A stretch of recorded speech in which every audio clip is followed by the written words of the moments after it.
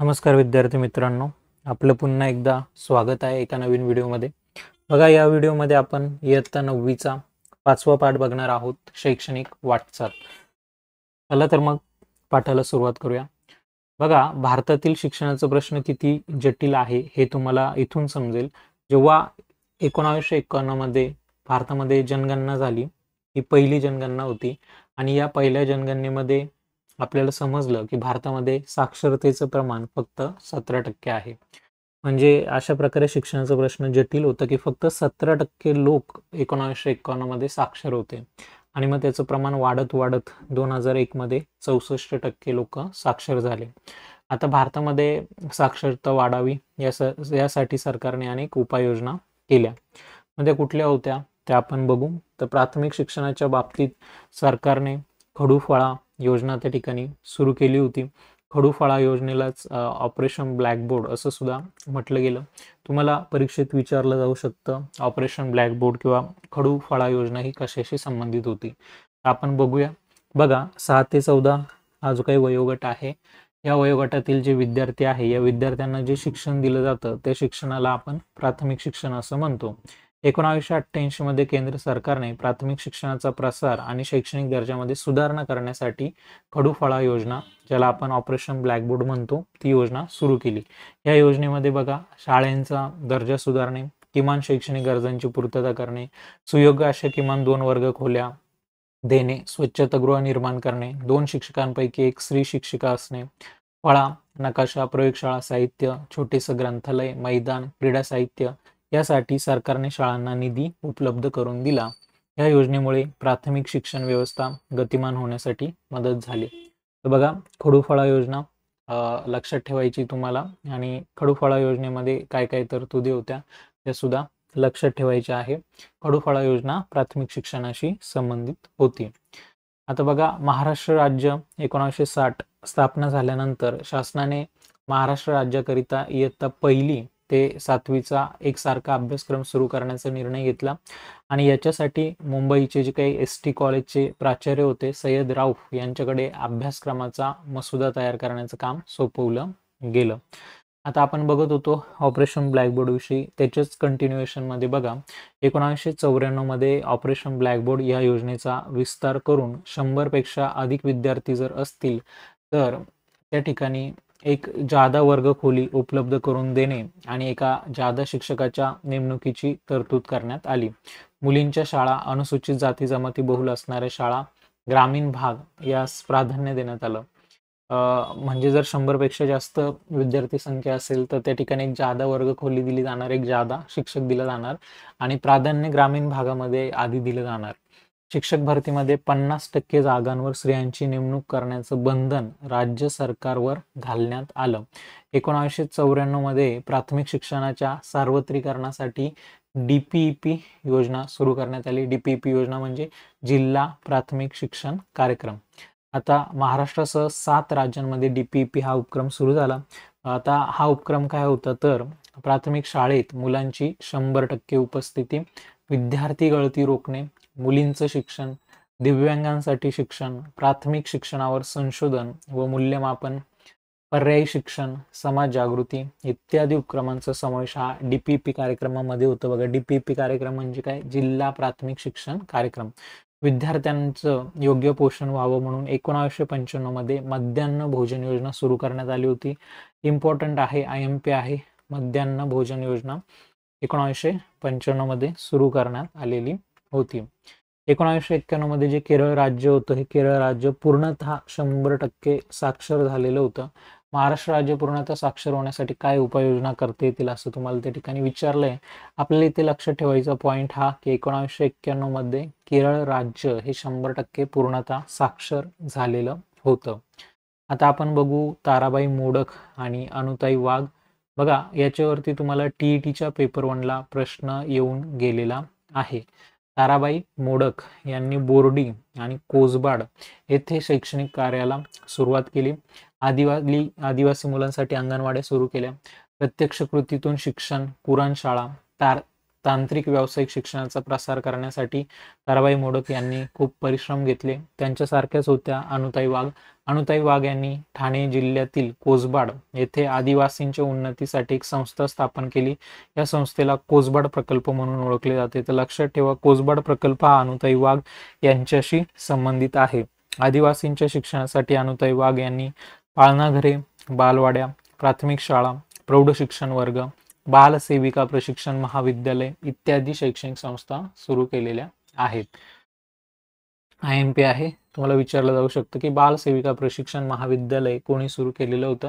त्याचं योग्य उत्तर असेल अनुताई वाघ. किंवा कोसबाड कुठे आहे, तर ठाणे जिल्ह्यामध्ये आहे. आता आपण माध्यमिक शिक्षणाविषयी बघूया. भारत स्वतंत्र झाल्यानंतर मौलाना अबुल कलाम आझाद हे शिक्षण मंत्री होते आणि यांनी शिक्षण क्षेत्रामध्ये आमूलाग्र बदल घडवून आणण्याचं ठरवलं. त्यासाठी त्यांनी विद्यापीठ शिक्षण आयोग नेमला आणि हा जो काही आयोग होता, या आयोगाने माध्यमिक शिक्षणासंदर्भात एक स्वतंत्र आयोग नेमण्याची शिफारस केली. आणि मग 1952-53 मध्ये मुदलियार आयोग नेमण्यात आला. लक्षात ठेवा, मुदलियार आयोग माध्यमिक शिक्षणाशी संबंधित आहे.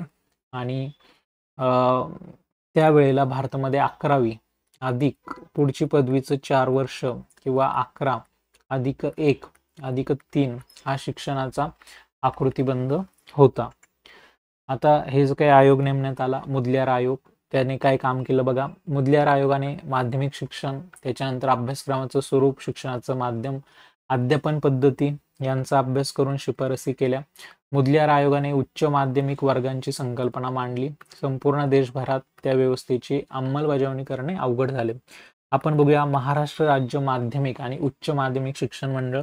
याचं महत्त्वाचं काम म्हणजे इयत्ता 10वी आणि 12वीच्या शालांत परीक्षा या महाराष्ट्र राज्य माध्यमिक व उच्च माध्यमिक शिक्षण मंडळ यांच्यातर्फे घेतल्या जातात. त्याचप्रमाणे शिक्षण संक्रमण हे जे मासिक आहे ते सुद्धा महाराष्ट्र राज्य माध्यमिक आणि उच्च माध्यमिक मंडळ यांच्यातर्फे प्रकाशित केलं जातं. आता ही जी काही संस्था आहे, या संस्थेची स्थापना पुण्याला झाली होती 1 जानेवारी 1966. मला विचारलं जाऊ शकतं महाराष्ट्र राज्य माध्यमिक आणि उच्च माध्यमिक मंडळ यांचं त्या ठिकाणी ऑफिस कुठे आहे, हेडक्वार्टर कुठे आहे, तर पुण्याला आहे. स्थापना कधी झाली होती? 1 जानेवारी 1966 झाली होती. दुसरा प्रश्न असा फ्रेम होऊ शकतो, इयत्ता 10वी व 12वीच्या शालांत परीक्षा या कोणातर्फे घेतल्या जातात? प्रश्न तिसरा असा फ्रेम होऊ शकतो की शिक्षण संक्रमण हे मासिक कोण प्रकाशित करतं?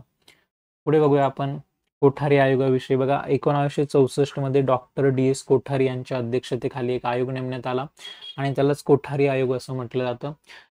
हा जो काही आयोग होता, या आयोगाच्या कामकाजामध्ये JP नाईक यांचं मोलाचं योगदान आहे.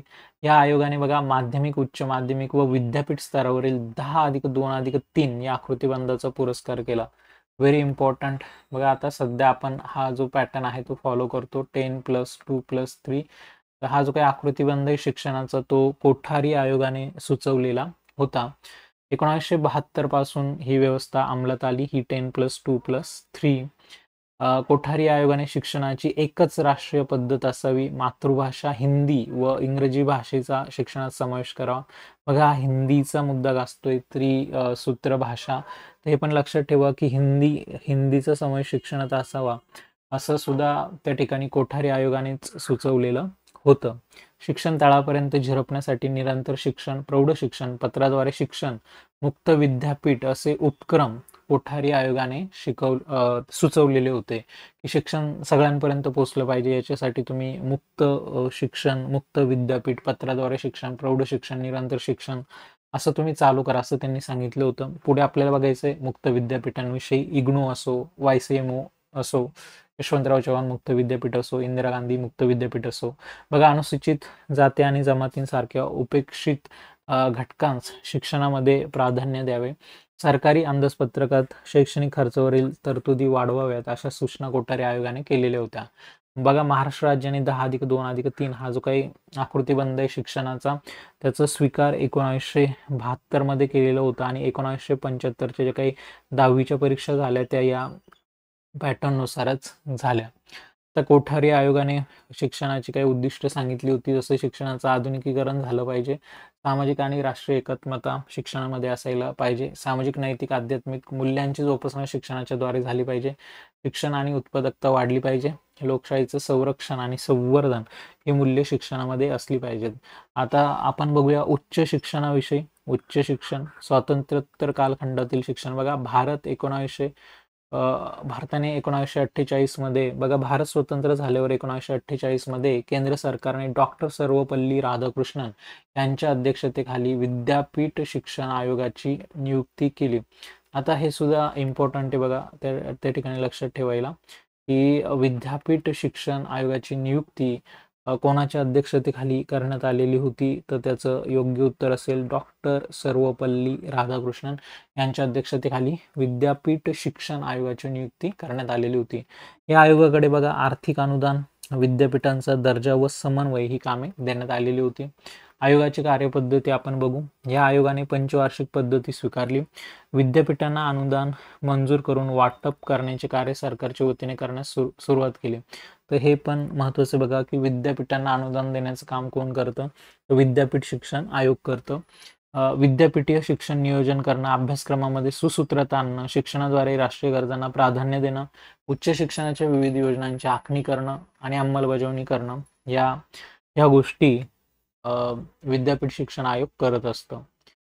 या आयोगाने विद्यापीठ विकास परिषदा स्थापने, पदव्युत्तर अध्यापनासाठी प्रगत अध्यापन केंद्रे तयार करणे, नवी विद्यापीठे स्थापन करणे यामध्ये मोलाचं कार्य केलं. भारतात बघा दूरदर्शनचं आगमन झाल्यावर कंट्री वाईड क्लासरूम या कार्यक्रमाचे आयोगाच्या वतीने दूरदर्शनवरून प्रसारण करण्यात आले. हे सुद्धा इम्पॉर्टंट आहे, तुम्हाला विचारलं जाऊ शकतं की कंट्री वाईड क्लासरूम ही कोणाची योजना होती हो, किंवा कोणाच्या वतीने दूरदर्शनवरून हा कार्यक्रम प्रसारित करण्यात आला, तर त्याचं योग्य उत्तर असेल विद्यापीठ शिक्षण आयोग. आता बघा 1965 मध्ये महाराष्ट्रात कला शिक्षणाचं धोरण आखण्यासाठी कला संस्थांद्वारे ते अंमलात आणण्यासाठी कला संचालनालयाची स्थापना करण्यात आलेली होती. शालेय पातळीवरती ड्रॉइंग ग्रेड परीक्षांचं आयोजन करण्याची जबाबदारी ही या संचालनालयावर देण्यात आलेली होती. आता आपण बघू NCERT विषयी. बघा NCERTचं फुल फॉर्म आहे national council of educational research and training. 1 September 1961 रोजी दिल्ली येथे या NCERT संस्थेची स्थापना करण्यात आली. केंद्र सरकारला शालेय शिक्षणाच्या बाबतीत सर्वकष धोरणासंदर्भात आणि शैक्षणिक योजनांच्या अंमलबजावणीत मदत करण्यासाठी NCERT ची स्थापना करण्यात आलेली होती. शिक्षणविषयक संशोधन, विकास, प्रशिक्षण, विस्तार, शैक्षणिक कार्यक्रम, शालेय अभ्यासक्रम आणि पाठ्यपुस्तकांची पुनर्रचना यांची जबाबदारी NCERT कडे सोपवण्यात आलेली होती. NCERTने केंद्रीय माध्यमिक शिक्षण मंडळाच्या सहकार्याने शालेय अभ्यासक्रम आणि पाठ्यपुस्तकांची निर्मिती करण्याची मध्यवर्ती भूमिका बजावली. राज्य शासनास प्राथमिक आणि माध्यमिक शिक्षणाच्या संदर्भात सहकार्य आणि मार्गदर्शन NCERTने उपलब्ध करून दिलं. शिक्षकांसाठी मार्गदर्शिका, कार्यपुस्तिका, अध्यापन प्रशिक्षण, अध्यापन तंत्राचा विकास, राष्ट्रीय स्तरावर प्रज्ञाशोध परीक्षा असे उपक्रम NCERTने राबवले. आता महाराष्ट्र राज्यामध्ये SCERT ही संस्था स्थापन करण्यात आली NCERTच्या धर्तीवर. फक्त महाराष्ट्रात नाही तर आपल्या भारतातल्या सर्व राज्यांमध्ये SCERT ही संस्था स्थापन करण्यात आली. महाराष्ट्र राज्याविषयी बोलायचं झालं तर बघा, महाराष्ट्र राज्यासाठी महाराष्ट्र राज्य शैक्षणिक संशोधन व प्रशिक्षण परिषद MSCERT ही संस्था 1984 साली पुणे येथे स्थापन करण्यात आली. हिचा उद्देश काय होता, तर प्राथमिक शिक्षणाचा दर्जा उंचावणे, शिक्षणासाठी सेवांतर्गत प्रशिक्षण आयोजित करणे, अभ्यासक्रम आणि मूल्यमापन याबाबत प्रशिक्षण देणे, विद्यार्थ्यांना 10वी आणि 12वी परीक्षेनंतर कोणते व्यावसायिक अभ्यासक्रम निवडावे याचं मार्गदर्शन करणे इत्यादी शैक्षणिक कामे ही संस्था करते. या संस्थेला विद्या प्राधिकरण या नावाने संबोधण्यात येते. जीवन शिक्षण हे मासिक या संस्थेमार्फत प्रकाशित केलं जातं. IMP आहे बघा. जसं वरती आपण शिक्षण संक्रमण बघितलं होतं, तसंच बघा या ठिकाणी जीवन शिक्षण हे मासिक विद्या प्राधिकरण या संस्थेमार्फत प्रकाशित केलं जातं. आणि विद्या प्राधिकरण म्हणजेच काय, तर महाराष्ट्र राज्य शैक्षणिक संशोधन व प्रशिक्षण परिषद म्हणजे MSCERT लाच विद्या प्राधिकरण या नावाने ओळखलं जातं. महाराष्ट्र राज्य पाठ्यपुस्तक निर्मिती व अभ्यासक्रम संशोधन मंडळ, ज्याला आपण बालभारती असं म्हणतो, या संस्थेची स्थापना बघा 27 जानेवारी 1967 रोजी पुणे येथे झाली होती. इयत्ता 1ली ते 12वी पर्यंतच्या शालेय विद्यार्थ्यांसाठी पाठ्यपुस्तके तयार करण्यास काम बालभारती करते. मराठी, हिंदी, इंग्रजी, उर्दू, कन्नड, सिंधी, गुजराती, तेलुगू या 8 भाषांमधून पाठ्यपुस्तके तयार करण्याचं काम बालभारती करते. किशोर हे विद्यार्थ्यांसाठीचं मासिक बालभारती प्रकाशित करते. पुन्हा एकदा हे IMP आहे, इम्पॉर्टंट आहे की किशोर हे मासिक कोण प्रसारित करते, तर बालभारती करते. बघा जोड्या लावामध्ये तुम्ही लक्षात ठेवा, किशोर हे बालभारतीतर्फे प्रकाशित केलं जातं. त्याच्यानंतर जीवन शिक्षण हे विद्या प्राधिकरण यांच्यातर्फे प्रकाशित केलं जातं. आणि वरती आपण जे बघितलं होतं शिक्षण संक्रमण, हे महाराष्ट्र राज्य माध्यमिक आणि उच्च माध्यमिक मंडळ यांच्या वतीने प्रकाशित केलं जातं. जोड्या लावामध्ये तुम्हाला विचारलं जाऊ शकतं. आता आपण बघू राष्ट्रीय शैक्षणिक धोरण 1986. आता बघा या धोरणानुसार समाजाच्या बदलत्या गरजा लक्षात घेऊन प्राथमिक, माध्यमिक व उच्च माध्यमिक शिक्षणात मूलभूत स्वरूपाचे बदल घडवण्यात आले. या धोरणात सर्व राज्यांकरिता किमान एक राष्ट्रीय अभ्यासक्रम सूचित करण्यात आला. भारतातील सर्व विद्यार्थ्यांना समान शैक्षणिक संधी उपलब्ध व्हावी अशी अपेक्षा या राष्ट्रीय शैक्षणिक धोरण 1986 मधनं व्यक्त करण्यात आली. प्रत्येक राज्यातील त्यांच्या सांस्कृतिक, भौगोलिक आणि ऐतिहासिक गरजांनुसार राष्ट्रीय अभ्यासक्रमात लवचिकता आणण्यास वाव दिला गेला. राष्ट्रीय शैक्षणिक धोरण 1986 ची परिणामकारक अंमलबजावणी होण्यासाठी राष्ट्रीय स्तरावर तयार करण्यात आलेल्या कृती कार्यक्रमावरती आधारित प्राथमिक शिक्षण अभ्यासक्रम 1988 तयार करण्यात आला. आता आपण बघू क्षमताधिष्ठित प्राथमिक शिक्षण अभ्यासक्रम 1995. प्राथमिक शिक्षण अभ्यासक्रम 1988 कार्यान्वित होत असतानाच राष्ट्रीय स्तरावर किमान अध्ययन क्षमता निश्चित करण्यासाठी डॉक्टर R.H. दवे यांच्या अध्यक्षतेखाली एक समिती गठन करण्यात आली.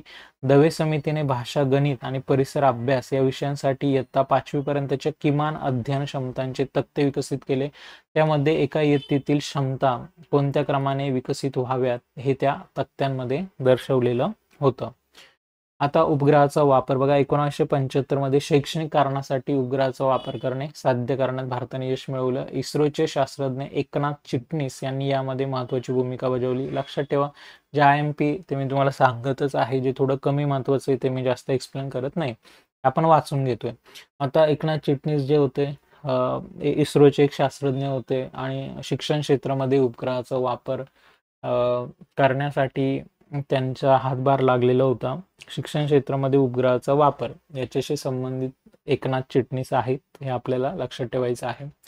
स्पेस ॲप्लिकेशन सेंटर या अहमदाबाद येथील अंतरिक्ष उपयोग केंद्राच्या नेतृत्वाखाली साईट म्हणजे सॅटेलाइट इन्स्ट्रक्शनल टेलिव्हिजन एक्सपेरिमेंट हा शैक्षणिक कारणासाठी प्रयोग करण्यात आला. उपग्रहाद्वारे शिक्षण प्रणाली ही कल्पना इथून पुढे आली. या उपक्रमात अमेरिकेने भारताला मदत केली. यातूनच ग्रामीण भागात दर्जेदार शिक्षणाची सोय करणे शक्य झालं. आता आपण बघू मुक्त विद्यापीठांविषयी.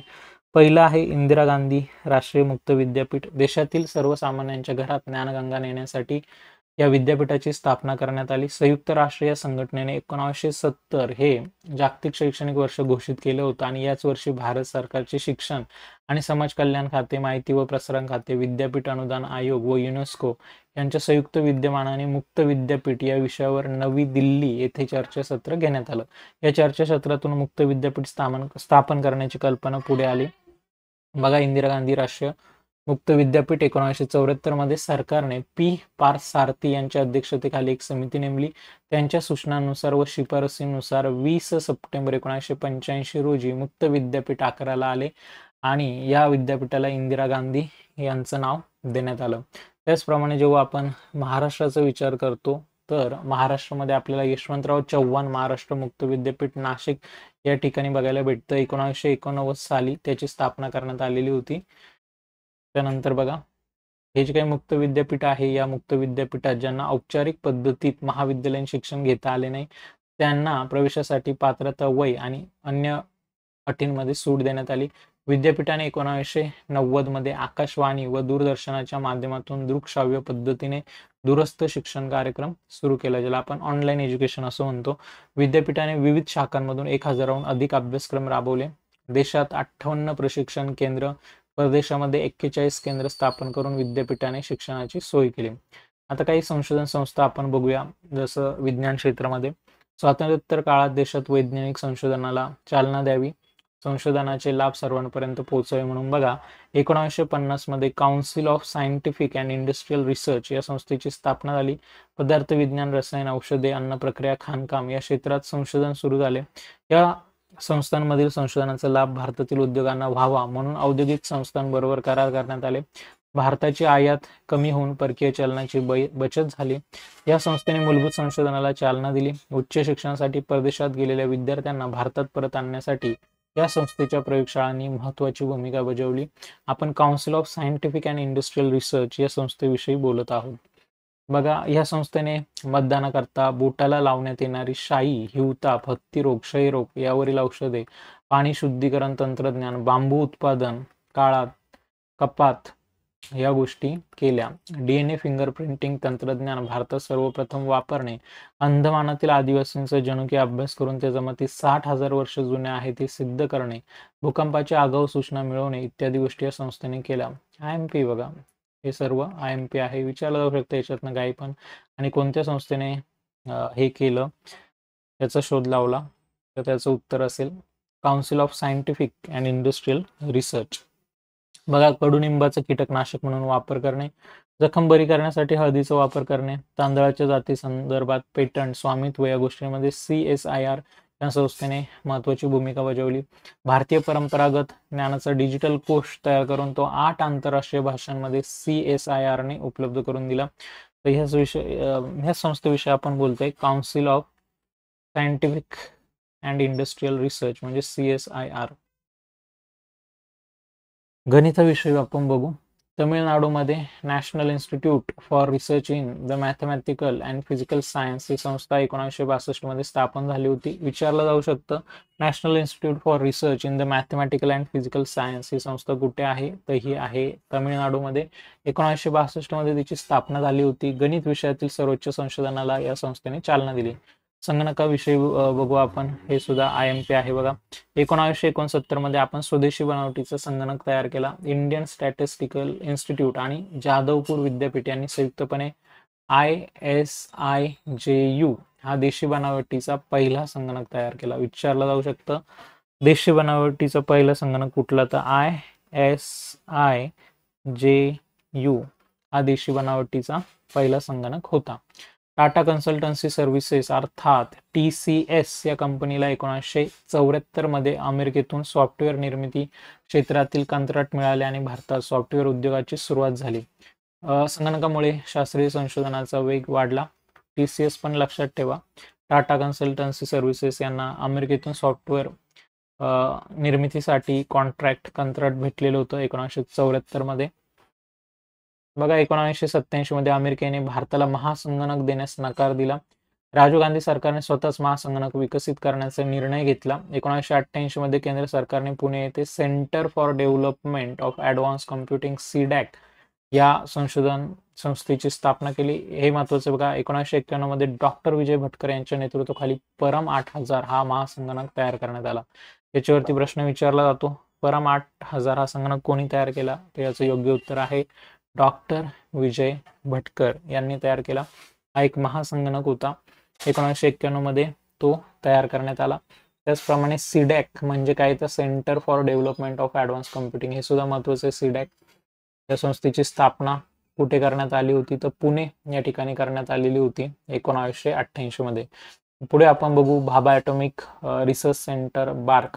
या संस्थेने बघा nuclear physics, solid test physic, spectroscopy, chemical and life sciences अशा विविध विषयामध्ये मोलाचं संशोधन केलं. अणुभट्टी निर्मितीसाठी शास्त्रज्ञांना प्रशिक्षण देण्यासाठी ट्रेनिंग स्कूल काढण्याचं काम भाभा ॲटॉमिक रिसर्च सेंटरने केलं. पुढे आपण बघू अभियांत्रिकी इंजिनिअरिंगशी रिलेटेड. बघा, IIT 1951 मध्ये पश्चिम बंगालमधील खरगपूर येथे भारतातील पहिली IIT या संस्थेची स्थापना करण्यात आली. हे सुद्धा आपल्याला इम्पॉर्टंट आहे, महत्वाचं आहे परीक्षेच्या दृष्टीने. पहिली IIT कुठे स्थापन करण्यात आली तर पश्चिम बंगालमधील खरगपूर येथे 1951 मध्ये भारतातील पहिली IIT म्हणजे इंडियन इन्स्टिट्यूट ऑफ टेक्नॉलॉजी स्थापन करण्यात आली. भारतात अभियांत्रिकीच्या सर्व शाखांमधील उच्च व प्रगत शिक्षण उपलब्ध होऊन देशाची गरज भागावी हा या संस्थेचा उद्देश होता. त्याच्यानंतर अजून कुठे बघा IIT पवई, मुंबई, चेन्नई, कानपूर, नवी दिल्ली येथील जे काही अभियांत्रिकी महाविद्यालय होते त्यांचं IIT मध्ये रूपांतर करण्यात आलं. या संस्थांच्या उभारणीकरता सोव्हिएत रशिया, अमेरिका, जर्मनी आणि युनेस्कोने मदत केली होती. भारतातील IIT या संस्थेला स्वायत्त विद्यापीठांचा दर्जा देऊन बीटेक आणि एमटेक अभ्यासक्रम सुरू करण्यात आले.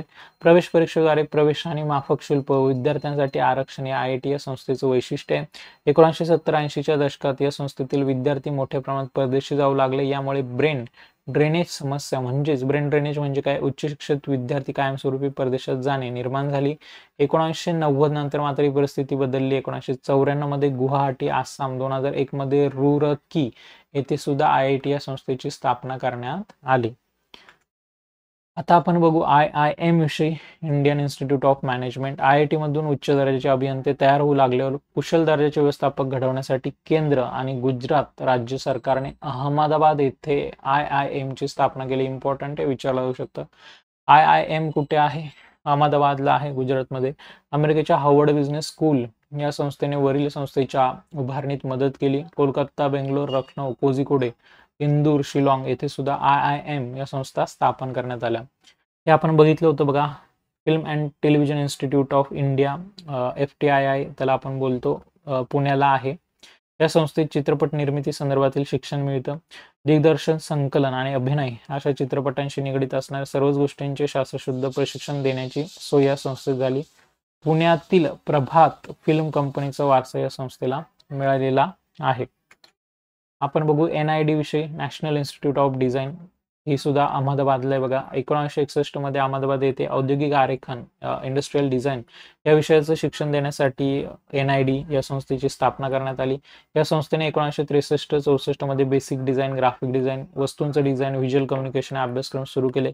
या संस्थेने आकाशवाणी, गणकयंत्र, कॅल्क्युलेटर ह्या वस्तूंचं आरेखन, डिझाईन आणि इंडियन एअरलाईन आणि स्टेट बँक यांची बोधचिन्हे तयार करणे ही कामे केली. NID आपल्यासाठी महत्वाचं बघा. संस्था आणि शहर, त्या संस्था कुठल्या शहरामध्ये आहे असा प्रश्न आपल्याला येऊ शकतो. त्याचप्रमाणे हे काम कोणी केलं, इंडियन एअरलाईन आणि स्टेट बँक यांची बोधचिन्ह कोणी तयार केली, ते NID ने तयार केले असा सुद्धा प्रश्न त्या ठिकाणी येऊ शकतो. किंवा जे कॅल्क्युलेटर असेल, गणकयंत्र असेल, आकाशवाणी संच असेल यांचं डिझाईन कोणी केलं असा सुद्धा प्रश्न विचारला जाऊ शकतो. आता आपण बघा, स्वातंत्र्योत्तर कालखंडात वैद्यकीय क्षेत्रातील संशोधनासाठी 1949 मध्ये ICMR स्थापन झाली. भारतीय वैद्यकीय अनुसंधान परिषद.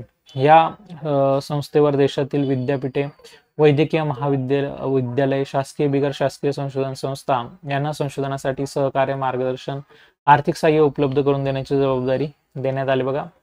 वैद्यक क्षेत्राशी संबंधित आहे ICMR.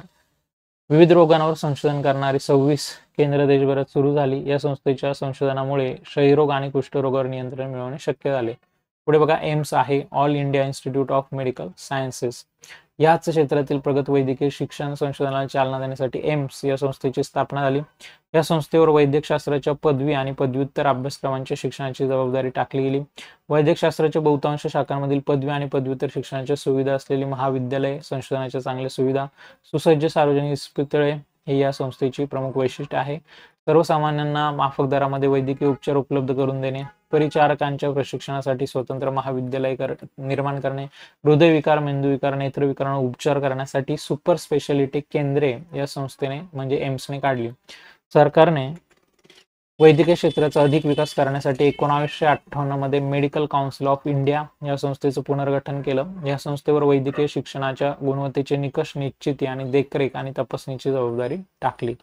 आयुर्वेद, निसर्गोपचार, युनानी व होमिओपॅथी या चिकित्सा पद्धतींमध्ये संशोधन व विकास घडवून आणण्यासाठी 1969 मध्ये central council for research in Indian medicine and homeopathy या संस्थेची स्थापना करण्यात आली. 1979 मध्ये या संस्थेचं विसर्जन करून 3 नव्या संस्था स्थापन करण्यात आला. Central council for research in Unani medicine, central council for research in homeopathy, central council for research in योग अँड नेचर क्युअर. या संस्थांकडे त्या चिकित्सा पद्धतीद्वारे विविध रोगांवर संशोधन, चाचण्या, औषधांच्या प्रमाणीकरणाची जबाबदारी सोपवण्यात आली. कर्करोग शिक्षण, advance centre for treatment, research and education in cancer he Tata memorial सेंटरची शाखा आहे.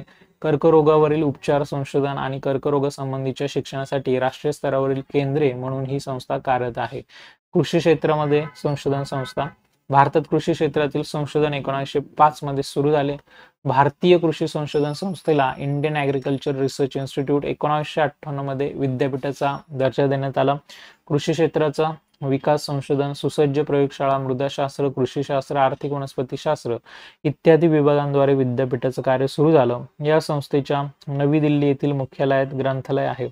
लक्षात ठेवा, आपण बोलतोय इंडियन ॲग्रिकल्चर रिसर्च इन्स्टिट्यूट, भारतीय कृषी संशोधन संस्था, तर हिचं जे काही मुख्यालय आहे ते मुख्यालय नवी दिल्लीला आहे. त्या ठिकाणी ग्रंथालय आहे. हे ग्रंथालय देशातील सर्वात मोठं कृषीविषयक ग्रंथालय आहे, असा पण प्रश्न फ्रेम होऊ शकतो. देशातील सर्वात मोठे कृषीविषयक ग्रंथालय कुठे आहे, तर याचं योग्य उत्तर असेल नवी दिल्लीला आहे. त्याचप्रमाणे तुम्हाला विचारलं जाऊ शकतं भारतीय कृषी संशोधन संस्था हिचं मुख्यालय कुठे आहे, तर ते सुद्धा नवी दिल्लीला आहे. गहू, कडधान्य, गळीताची पिके, भाजीपाला अशा अनेक गोष्टींवर संशोधन सुरू झालं. या संस्थेची सर्वात महत्त्वाची कामगिरी म्हणजे एका वर्षात 1,000हून अधिक पिके घेण्याच्या पद्धतीविषयी मूलभूत संशोधन येथे सुरू झाले. याचा फायदा शेतकऱ्यांना झाला. पुढील पाठात आपण महिलांविषयींचे कायदे, स्त्रियांचे योगदान, अन्य दुर्बल घटकांच्या संदर्भात शासनाची भूमिका याविषयी अभ्यास करणार आहोत. याच्यावरती आपण ऑलरेडी विद्यार्थी मित्रांनो व्हिडिओ बनवलेला आहे. अशा पद्धतीचे काही महत्त्वाचे पॉईंट होते या पाठामध्ये टीईटीच्या दृष्टीने, ते आपण बघितले. जे कमी महत्त्वाचे पॉईंट होते त्याचं फक्त आपण रीडिंग केलं.